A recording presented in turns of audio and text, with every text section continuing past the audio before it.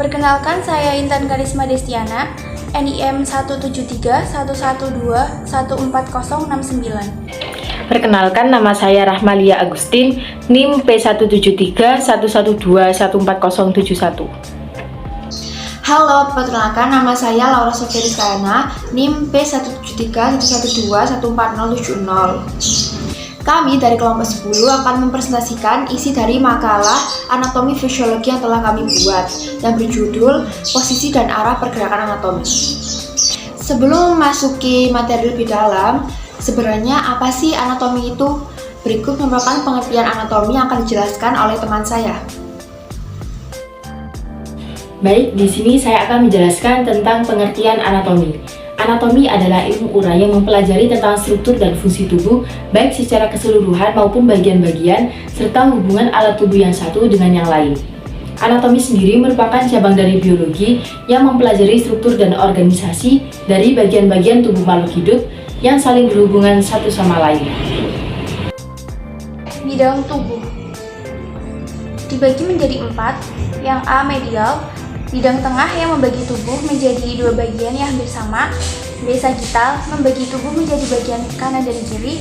C, frontal atau koronal, membagi tubuh menjadi bagian depan dan belakang atau tegak lurus dengan bidang sagittal. D, transversal, membagi tubuh menjadi bagian atas dan bawah atau bidang melintang tegak lurus pada arah panjang tubuh. Posisi anatomi atau berdiri.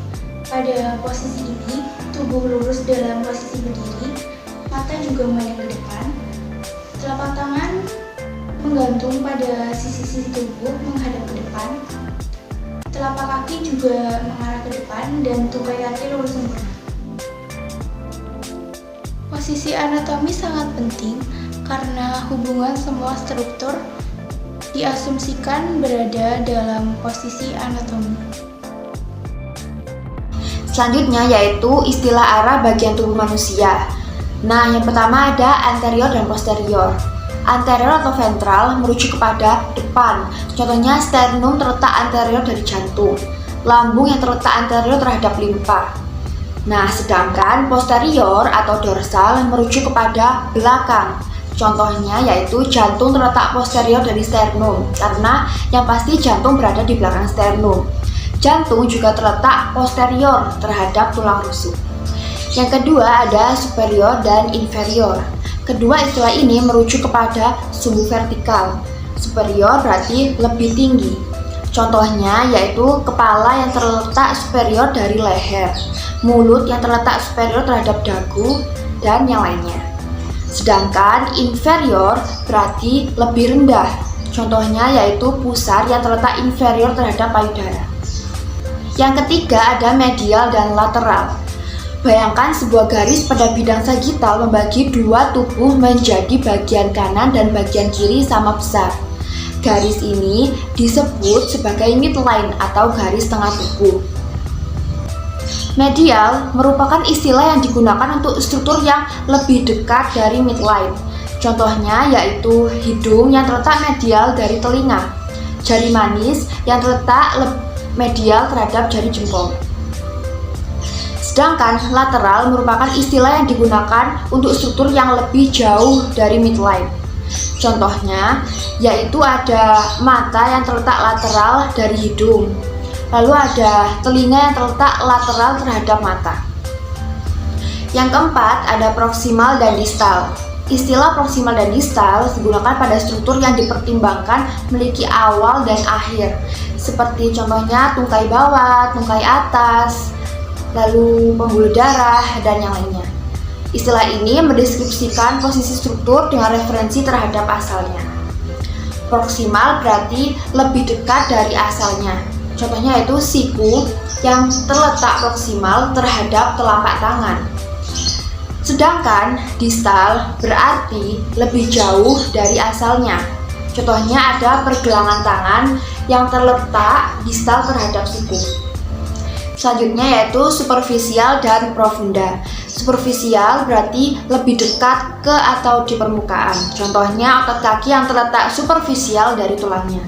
Sedangkan profunda berarti lebih jauh dari permukaan. Contohnya tulang hasta dan pengumpil yang terletak lebih profunda dari otot lengan bawah.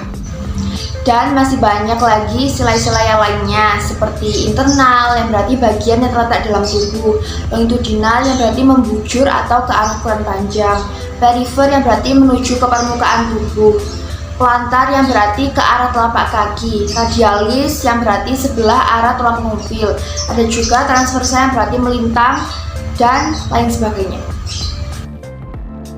Baik, selanjutnya saya akan menjelaskan tentang arah pergerakan anatomi. Di sini kita akan mengenal berbagai macam istilah tentang arah gerak tubuh manusia. Istilah yang pertama ada istilah fleksi dan ekstensi. Fleksi dan ekstensi adalah dua hal yang saling berlawanan. Fleksi adalah gerakan menekuk atau membengkokkan, sedangkan ekstensi adalah gerakan meluruskan. Berikut contoh gerak fleksi dan ekstensi.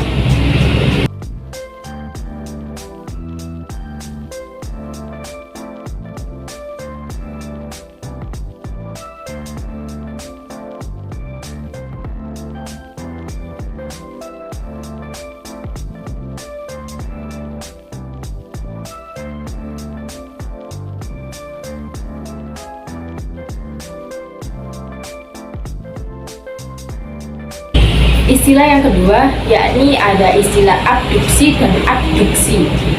Abduksi dan adduksi adalah dua hal yang saling berlawanan. Abduksi adalah gerakan menjauhi tubuh, sedangkan adduksi adalah gerakan mendekati tubuh. Berikut contoh gerak abduksi dan adduksi.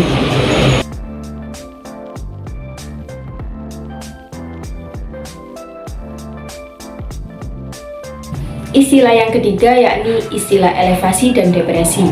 Elevasi dan depresi adalah dua hal yang saling berlawanan. Elevasi adalah gerakan mengangkat, sedangkan depresi adalah gerakan menurunkan. Berikut contoh gerak elevasi dan depresi.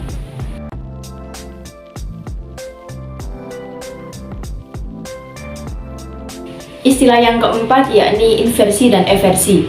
Inversi dan eversi adalah dua hal yang saling berlawanan. Inversi adalah gerakan memiringkan telapak kaki ke dalam tubuh, sedangkan eversi adalah gerakan memiringkan telapak kaki keluar.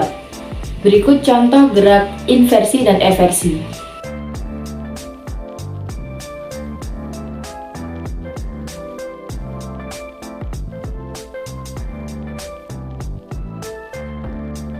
Istilah yang kelima yakni istilah supinasi dan pronasi.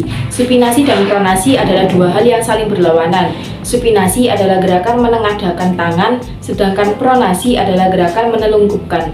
Berikut contoh gerakan supinasi dan pronasi.